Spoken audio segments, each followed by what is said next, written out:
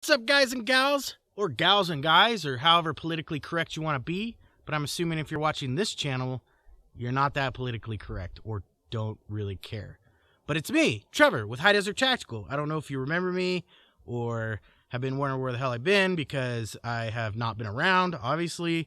So all I can say is I'm sorry. I just can give you as many excuses like I normally do, but I've been busy. So I'm going to try to do a video that's quick and dirty today about a holster. And to kind of do a little backstory, we obviously know, if you're familiar with me, that I really like leather in the waistband holsters. They're the most comfortable. They tend to just fit me in the best ways because I'm kind of roly-poly. And I've never really done a review on any other style of holster except for leather style holsters.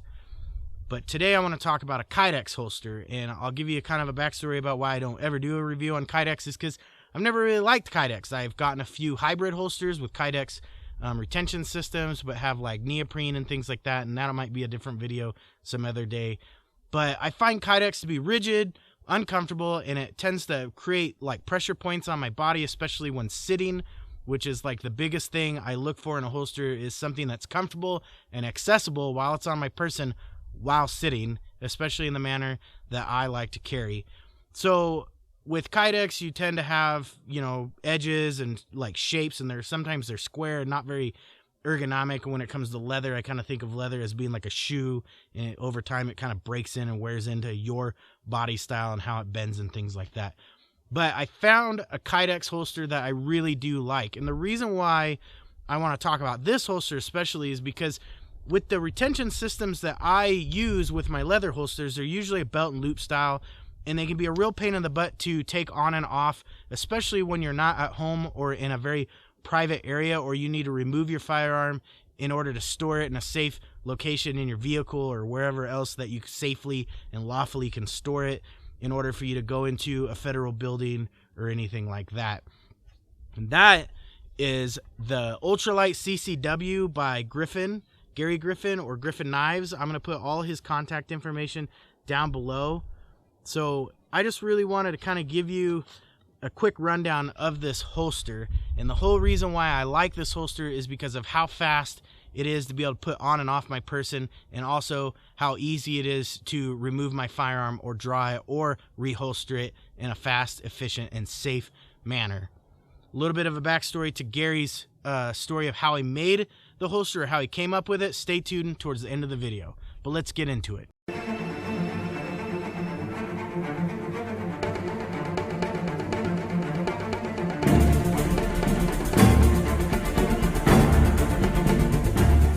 This ultralight holster is made with a specialized clamshell design using a very thin Kydex faceplate and a little thicker Kydex backplate. It's molded to the specific firearm with no straps, snaps, or buttons, and it creates a discreet, secure, and safe profile. One of my favorite features of this holster is the clip and anchor system that helps keep the holster on your person, utilizing the belt but without a clip or any moving parts to be broken or lost. Putting the holster on is extremely easy. Sliding the clip down between the belt and your waistline of your pants and hooking the anchor portion underneath your belt, you have basically done what you needed to do. Place the holster where you need it and make it comfortable, and you're ready to go. Removing it is just as easy by sliding the anchor underneath the belt in between your waistline and pant. Grabbing the holster and gun firmly, you have now removed the holster. The holster's retention is extremely good. You can do anything and go through your daily activities without worrying about losing your firearm. But if you need to adjust the retention of the firearm in the holster, it does come with a retention adjustment screw and spacer, allowing you to add a little bit extra tightness or even loosen it up depending on if you have like a thicker grip applied to your firearm or any modifications that make it a little different in the holster. The ultralight holster is so thin and concealable that you can even conceal carry with this in a t-shirt and have little to no printing at all. I know you're probably freaking out at the computer right about now, wanting to know what guns this holster is made for. Well, he does it for the Glock 9 and 40 frames, the Glock 42, 43, and 30, a Smith & Wesson J frame, also the 3-inch N frame, the Bodyguard, the Shield, the full-size M&P, a Car PM9, 1911 Government, a 1911 Compact, an XDS 3.3, and the 4.0. He also does the Ruger LCP, LC9, and LCR. the Beretta Tomcat and the Bobcat, a Kel-Tec 3AT and PF9, a Browning High Power, a SIG 938, H&K USP Compact, a Makarov, and a Tokarev pistol. North American Arms is standard 22 and 22 mag mini revolvers. Almost passed out from saying all that. Just to forewarn you that these gun holsters are only made for standard firearms with no modifications, lights, and or lasers. If you'd like a custom-made holster to accommodate any of your personal additions to your firearm, Gary is willing to do that by appointment only. You will need to contact him beforehand and discuss what you're looking for to be done. Well, that's about it for the video on the holster and why I like it and what makes it so great. But I want to cover a little bit of backstory about how Gary came up with the Ultralite system, or his version of it, because I know that there'll be some keyboard warriors on there typing away saying, oh, that's just like the blah, blah, blah. So-and-so makes one of those, and they've been making it, blah, blah. Who cares? The reason why I picked this holster to do a video on it is because I like locally made stuff, and I like meeting the people that make the stuff, whether it's whatever. I just like it.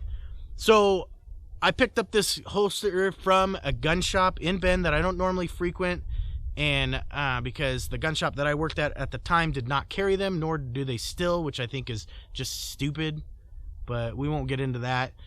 I wore it for a little while, and then I wrote Gary to contact him, and come to find out he's like a super cool dude, one of the nicest guys I've met, and I've met a few times. I'm hoping that maybe I can do some more videos with him in the future. But I kind of asked him how he came up with his idea of the Ultralite system. And he told me that it all started out when he was taking care of some personal business where he had to actually visit our local courthouse. And being a man that conceal carries on a regular basis, you know, he's had many holsters. He's had holsters by holster makers that I use that we both really love. But there's some things about the holsters that we don't like. And one of them is how quick you can take it off you and put it on you, and trying to be efficient and safe at the same time. And in Gary's words, when he would visit these courthouses and he'd have to remove his firearm from him and store it in his vehicle safely, he would notice that there were like nefarious people walking around. Because, I mean, it is a courthouse, and we obviously know what else goes on in the courthouse and who hangs around the courthouse or has to visit the courthouse. And he just really felt uncomfortable taking, you know, basically having to undo his belt and all this and to get this holster off of him and put it in his car. And he just doesn't want people to really see what he's doing. And the nice thing about this holster is that you can actually take it on and off without even getting out of your car, which is really, really nice. You can do that safely and effectively. So that's really kind of the short and sweet part of the story. I'm hoping that maybe I can sit down and talk with Gary and film a little bit more about who he is and what he does, because he is a very interesting fellow, and you definitely should check out his links down below. If you are a knife person of any sort or a blade person of any sort, I encourage you to check out the knives that he makes on a regular basis. He is an amazing knife maker that I've had the pleasure and privilege to meet in person. So other than that, you guys take care, be safe, and I will catch you later.